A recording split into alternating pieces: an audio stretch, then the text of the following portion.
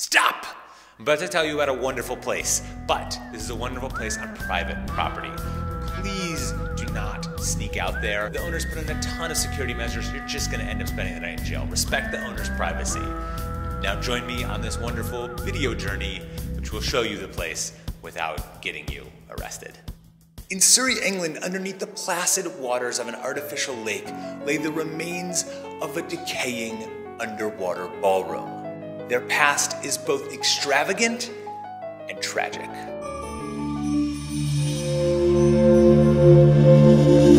About a mile and a quarter into the woods, you'll find a low stone wall. Follow that until you get to the small stone building with the arched doorway. Go down the spiral staircase and go through the underground hallway. Bathed in the yellow light coming in through the water above you, you're standing in the underwater ballroom.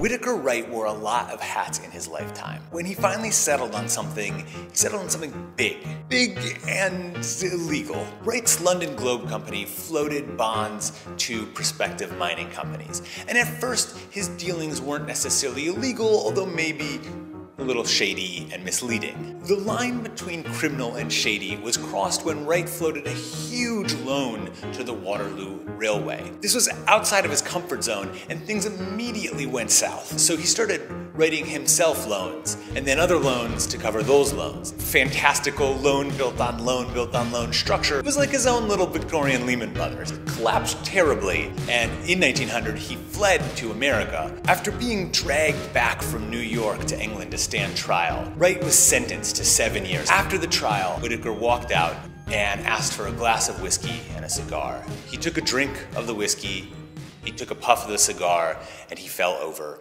dead. What they hadn't noticed is him swallowing a cyanide pill right there in the courtroom. But what he left behind was impressive. He built an enormous 32-room mansion on the Leah estate. But the crown jewel and one of the last things he built in this estate was this incredibly beautiful underwater ballroom. Technically, it might not be a ballroom. It was probably sort of a smoking chamber, hangout zone for him and his finance buddies. The only clue to his existence was a statue of Neptune that poked out of the lake above it. Whitaker Wright was not a man to do things in half measures. He lived big, he built extravagantly, he stole enormously, and then he died in the same manner as he lived, with a kind of Victorian exclamation point. Today, not much remains of his estate. In 1952, the entire estate burnt down in a horrible fire.